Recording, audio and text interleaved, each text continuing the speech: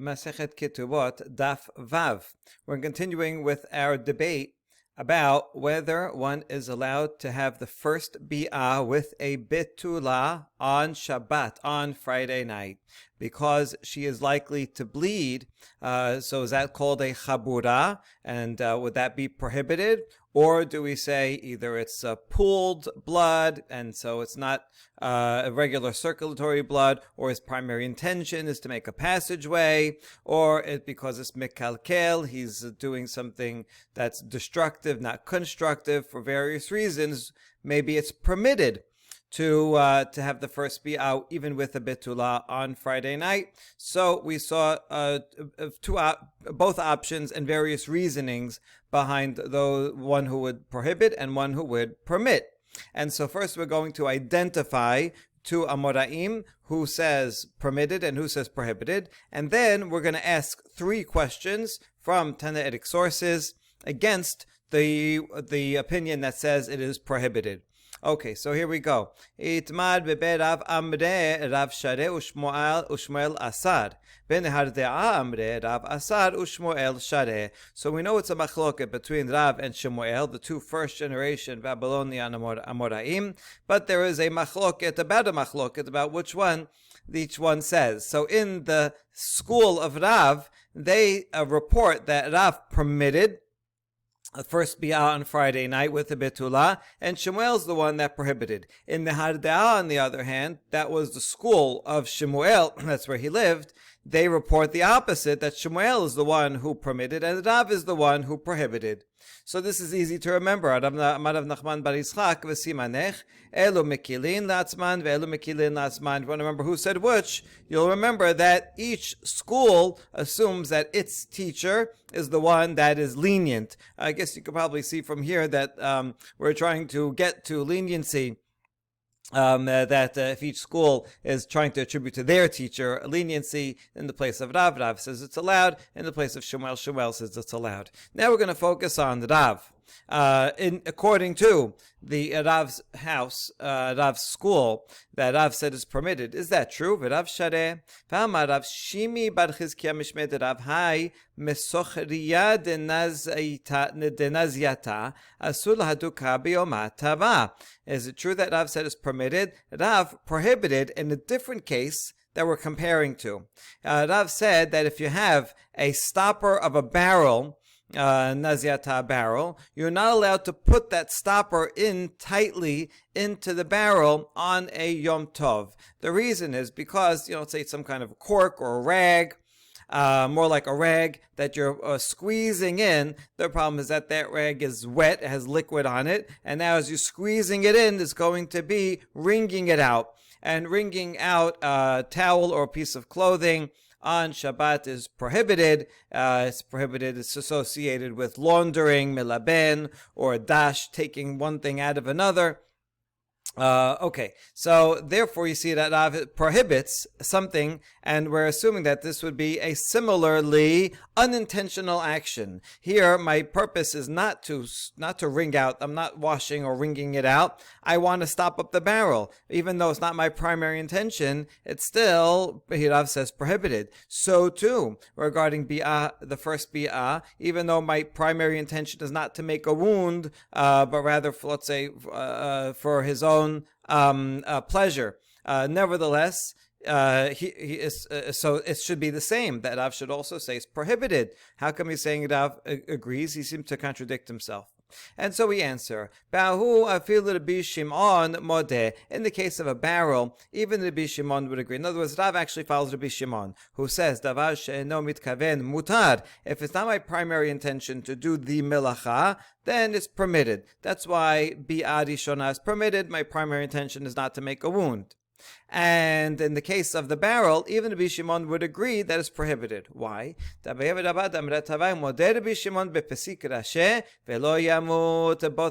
agree, explain that even according to Rabbi Shimon, who generally is lenient regarding the laws of Shabbat, and he says that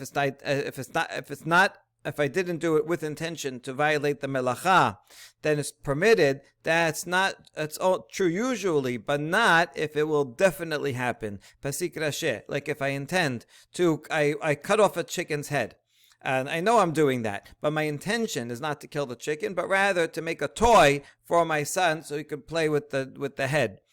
So there, even Rabbi Shimon would prohibit, even though my intention is not to kill it, so my intention is not to do a melacha. Nevertheless, because it's for sure going to die, if there's no possibility that it won't, then it's prohibited. And so to here, even Rabbi Shimon would agree that since by forcing this rag into the barrel, I necessarily will be wringing it out, so even Rabbi Shimon would agree that it's prohibited. Whereas in the case of the bi'ah rishona, we're going to see later on in the daf, there are some people who know how to do a bi'ah rishona without breaking the hymen, without making her bleed. So it is actually possible to do so without bleeding, and therefore it's not pesik rashe. It's not something that will definitely happen, and Rabbi Shimon would permit there. So good. We solved the challenge, the contradiction of Rav. Hold on, more challenges. Amar Rab Chia bar Ashe, Amar Rav halacha keRabbi Yehuda, Rav Chanan bar Amei Amar Shemuel halacha keRabbi Shimon. Rab Chia bar Rabin bat Nela belo gabre, Rav Amar halacha keRabbi Yehuda, Shmuel Amar halacha keRabbi Shimon. Hold on, we just explained this contradiction by assuming that Rav follows Rabbi Shimon. However, we have the following tradition.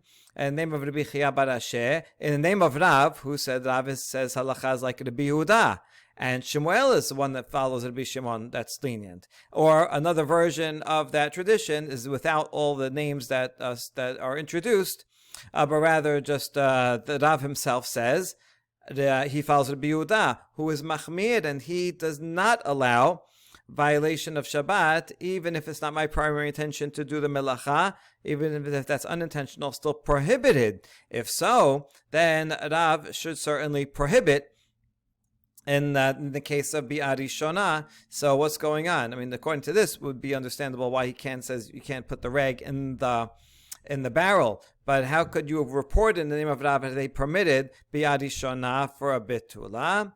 And so we say, we can explain it this way too. Le'olam ke Rav ke Rabbi Yehuda. Yes, in fact, Rav follows the stringent opinion of Hilchot Shabbat, like Rabbi Yehuda, that an unintentional act is still prohibited.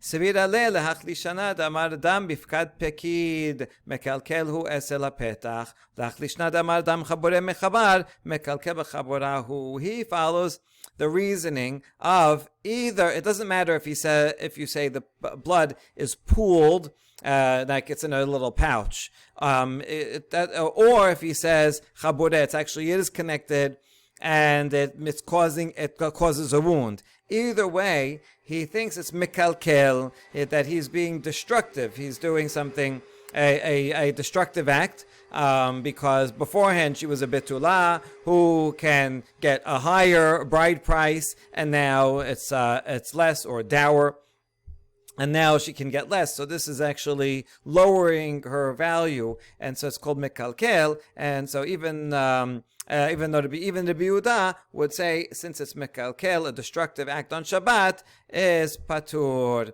Okay, so therefore we can still follow Rav. All right, so far all we did was establish that who says what, and there was a machloket, but the rest of the sugya followed the opinion in the house of Rav, that Rav is the one that permits, for whatever reason he permits. He can permit according to Rabbi Shimon, or since we know that he follows Rabbi Yehuda, he permits according to Rabbi Yehuda. That's fine. Shemuel, according to this school, is the one that prohibits.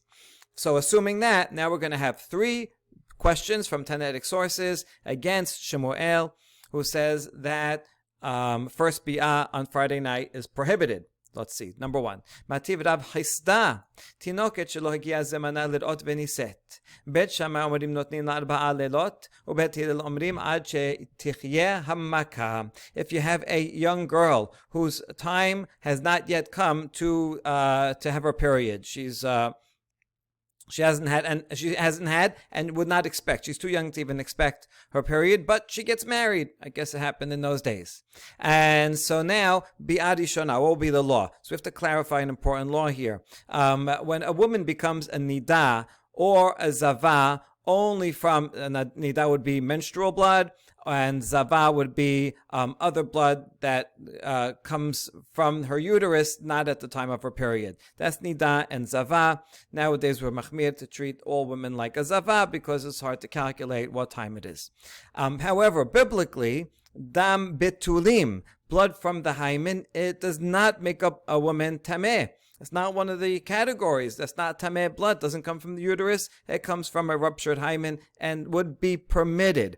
Nowadays, when people get married, since it's hard to tell, is this for sure from the hymen, or maybe there's nida, happens to be nida or zava blood that happen to be at the same time. So since we can't distinguish 100%, so the rabbi said, you know what, be machmir, and we are going to prohibit a bride after the first night. After the first night. Okay, that's true. However, in this case, there is no prohibition because this is a young girl who didn't start her period yet. So there's no chance that this is nida blood. It's for sure dam betulim. So she is permitted. She doesn't become tameh, and she can continue having relations with her husband. Now the question is, for how long? In other words, if she bleeds one night, 2 nights, 3, she may continue bleeding multiple nights from the same wound from the ruptured hymen. But how long will that be? It's not going to be forever. At some point, we're going to say that, okay, the hymen that wound has healed, and any following blood is going to be, or she must have started becoming a nida or zava. So how long does she have? That's the question, a machloket. Bet Shammai says we give her 4 nights. For 4 nights, we can assume that any blood she sees is from the wound, from the hymen, and therefore it's permitted. She's not tameh. But after that, we assume that it healed, and that blood after that will make her prohibited and tameh. Bet Hillel says, no, you have even longer, even more than 4, as long as it did not heal, and she continues bleeding, even 5 nights, even 6 nights, until it heals. Once it heals, and then she bleeds, then she'll become tameh. Okay, so that's Bet Hillel. Now, this is all a Mishnah in Nida. And the Mishnah continues and said, what if it is her time to have her period? Even though she didn't have one yet, but she's expecting to have one now, and she gets married. In that case, it's a different story. Bet Shammai omrim notnin la laila harishon. Bet Shammai says the entire first night. Even if she bleeds, we know that that's dam betulim. And if they want to repeat bi'ah again the same night, that's permitted. We assume it's still dam betulim. Only a second night, if she bleeds, then that would be nida. Bet Hillel omrim ad mosei Shabbat arba'a leilot. But Bet Hillel here is more lenient and says 4 nights. So what Bet Hillel says in this case is the same as Bet Shammai said in the previous case. So he says, until Saturday night. We're assuming that they got married on Yom Revi'i, and so then there'll be Wednesday night and Thursday night, Friday night, Saturday night. That's 4 nights that we assume that this is all blood from Betulim, and she is not yet Nida, she is permitted. All right, so now that's the Mishnah. Here's the proof. My lavdi lo ba'al, maseh ba'al afilu b'Shabbat. Over here, since Bet Hillel says you have 4 nights to perform bi'ah.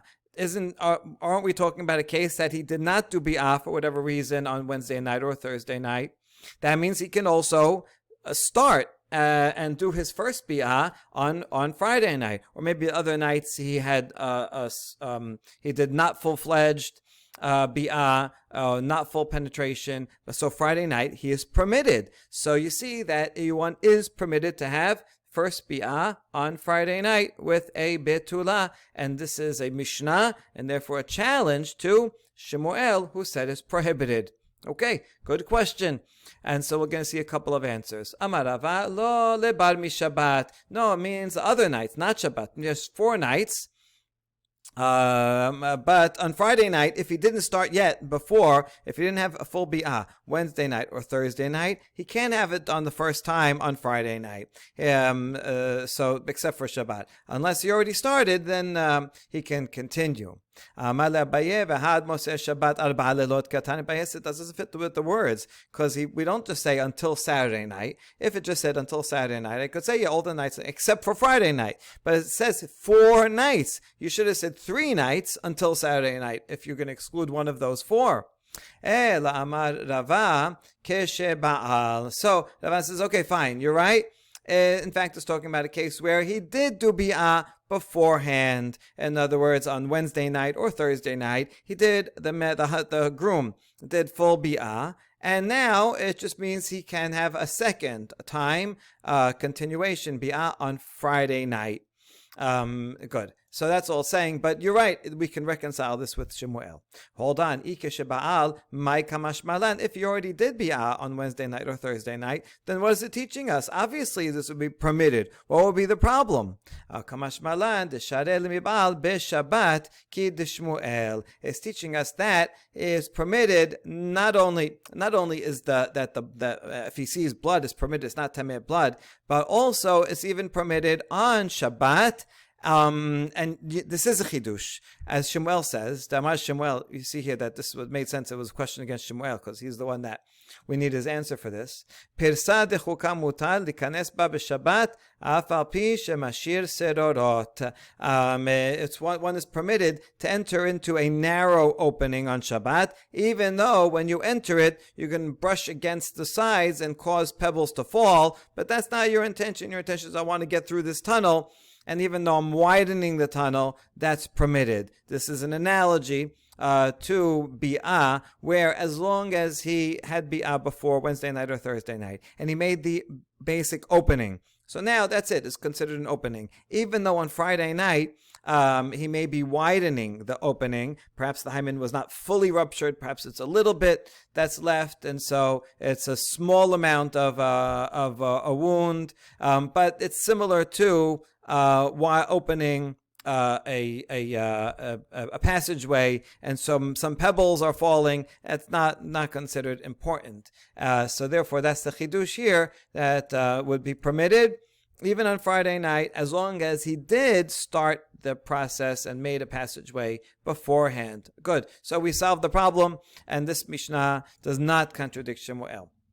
A second challenge. Mativ Rav Yosef, Chatan patur mikiryat Shema laila rishon ad Moseh Shabbat im lo asa ma'aseh. We have Mishnah in Masechet Berachot that a groom, the first night, he does not need to say Kiryat Shema. The reason is because he is thinking about the mitzvah that he has to do. He has to be with his wife the first time, and he's thinking about it. Is he going to be able to do it? Is he going to find Betulim? Is he going to be able to break the Betulim? And so on. So since he's thinking about that, he can't concentrate properly on reading Kiryat Shema. So therefore, patur mikiryat Shema. Not only the first night, but even the second, third, and fourth night until Motzei Shabbat. If he didn't yet do the act. If he already did it the first night, let's say Wednesday night, then that's it. He says Shema Thursday night. But if not, then all those 4 nights. So now, what is he worried about all these 4 nights? He's preoccupied because he needs to do bi'ah. And what do we see? That even on Friday night, or if he didn't do it Wednesday night or Thursday night, then Friday night, he would be permitted to have bi'ah and exempt from Kiryat Shema. From the fact that you're saying exempt from Kiryat Shema, it's because he is worried, is he going to perform and do bi'ah and break the Betulim correctly? So that means he is allowed. This is a question, a challenge to Shemuel, who said bi'ah on Friday night is not allowed. Okay, so the second question, answer, no, maybe he's preoccupied from the fact that he didn't do bi'ah, and that Friday night he will not be able to do bi'ah, but he's so concerned. He's like, I can't believe Wednesday night, Thursday night, I wasn't able to do it, and he's kind of upset and worried about it. Am I going to be able to do it tomorrow night? But that night, in fact, he will not. Okay, Amar le Rava. So that's what Abaye said. Rava said, that doesn't make sense. Mishum tirda patur. Anytime someone's preoccupied with something, then they're going to be patur. It's one thing if he has to do an act and do a mitzvah. then he'll be patur from Shema. But if he is just upset about something because he didn't get to do the mitzvah, or he's not sure, for any reason that someone's worried, they're going to not say Shema. That doesn't make sense. If someone gets news that he had a ship loaded with goods and the ship sank, so then he's really upset. He just lost the whole shipment. This is terrible news. He's going to be really worried about it. He's going to be preoccupied. Would you say he's also patur? Right? There's 100 reasons why someone might be anxious about something. We're not going to say that they don't say Shema for every reason. Maybe you'll say, yes, indeed so. If you're not able to have proper kavanah, then don't say it. No, we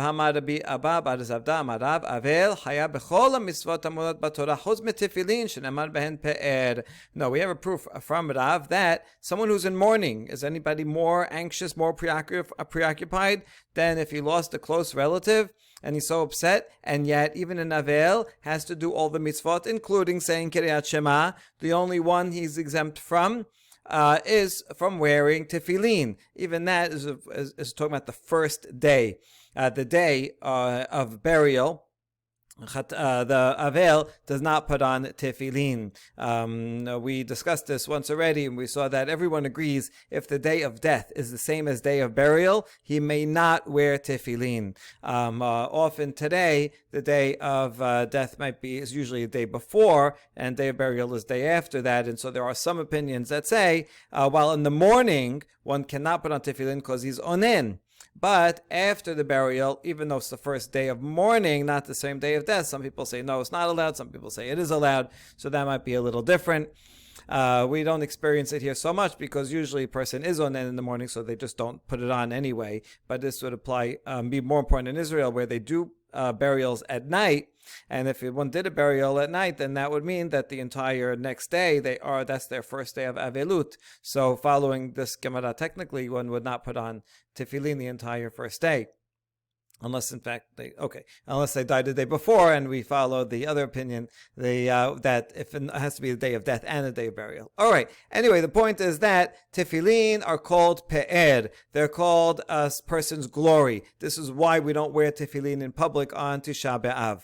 Okay, so that's the only thing that's exempt because it's a glorified thing, and we're in a state of mourning. We're not going to wear a crown. But all other mitzvot, even though we're preoccupied, we do say Kiryat Shema. So it doesn't make sense that because of any preoccupation, you would not say Kiryat Shema. And so therefore we go back to the question here that the Chatan says he is patur from Kiryat Shema all those nights until Motzei Shabbat, including Friday night, and has to be preoccupation of a mitzvah, meaning he is permitted to do the first bi'ah on Friday night, challenge to Shemuel.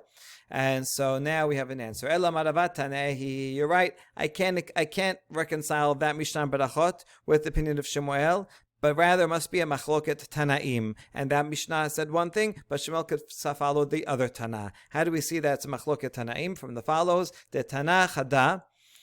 Im lo asa maseh barishon patur af b'sheni patur af b'shlishi. There is a version of a braita that says, in the same case, if he did not have the first biyah on the first night, then he doesn't say Shema even on the second night. And if he didn't do it on the second night either, which would be Thursday night, then on Friday night also, he doesn't say Kiryat Shema. According to this Tana, one is permitted to do bi'ah, the first bi'ah on Friday night. But there's another braita v'tanya idach rishon v'sheni patur shilishi hayav. Only the first and second night. If he didn't do a bi'ah yet, then he's patur because he has to do it that night. But the third night, which is Friday night, he has to say Shema because you cannot do bi'ah on Friday night on Shabbat. So you see, there's actually machloket Tanaim, and Shemuel can simply follow the second one. Okay, now what's Abaye going to do with this? Because he said that the hatamname betirda pelige. Abaye is the one that explained the Mishnah to say that even though it's prohibited from doing bi'ah on Friday night, still you wouldn't say Shema because he's preoccupied. He's upset that he didn't get to do bi'ah and he's not going to be able to do it that night. So according to Abaye, how would explain these two But I thought he would explain that they are actually arguing about the preoccupation. Is preoccupation for not having done something, even though you can't do it now, is that sufficient reason to not say Shema? The first one says yes. The second one would say no. You only preoccupation for doing the mitzvah, for having to do the mitzvah, would exempt from Kirat Shema. Now, if he doesn't have to do it, so I can also explain these two. But I thought according to his own opinion. Two, but I thought that we saw above, interpreting them as we did originally, that the one says permitted and one says prohibited from Bi'ad Shona.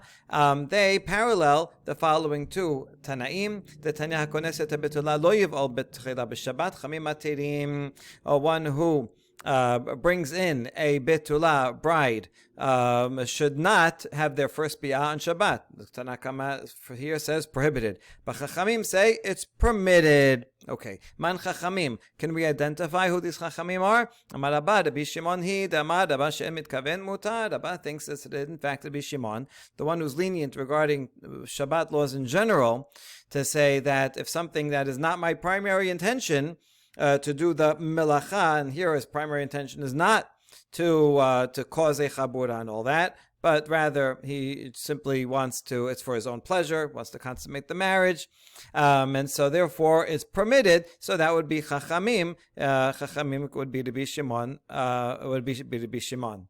Abaye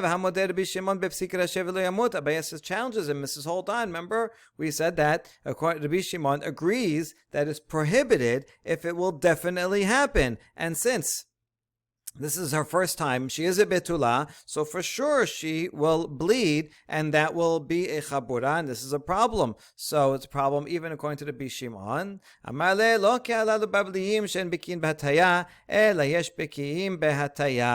And so his answer is no, it's not. Don't think like these Babylonians who are not experts in diversion, but rather there are those who are experts in diversion. Diversion means that there are people that are experts and they know how to have bi'ah even with a betulah, and somehow angle or some way or another be able to have a full bi'ah even without breaking the hymen. The Babylonians, they don't know how to do it, so that's why they think it's a pasik rashi. But in fact, it's not a pasik rashi, and that's why Rabbi Shimon says, yeah, could be you'll break it, could be you won't break it. You might be an expert. Okay. Imken tored lama. Hold on. If that's true, that some people are experts in this, then why are they preoccupied? We're assuming the preoccupation that would make them patur from saying Kirat Shema is because they're not sure if they'll be able to break the betulim, and they'll do it fully or they'll do it properly. But look, all these people are experts, and so they're not going to have any preoccupation. Lesheno baki. I was talking about someone who is not an expert, so therefore he doesn't know, what am I going to do? How's it going to work? So he doesn't say Shema. But if someone is an expert, then they don't say Shema. Okay, so Yumaru Baki Mutar, Sheno Baki Asur. So now what are you going to make this law of Friday night dependent on this? If a person is Baki, if they know how to have Bi'ad Shona without breaking the hymen, without blood, then it's permitted on Friday night because they're not going to make a Chabura. But if they're not expert and then they're going to make the person that cause blood, then it's prohibited. We're going to test each person to see if they're permitted or not. They say no, most people actually know how to do this. Amazingly, I don't even know if this is a biologically possible thing to do, but apparently back then most people knew how to do it, and so therefore it's not a pasik rashi, and therefore everyone is permitted to have Bi'ad Shona on Friday night, and those who know how will try not to cause them to bleed, and those who don't, it's okay because we'll follow the majority. And in any case, it's not a for sure pasik rashi, so Rabbi Shimon would permit.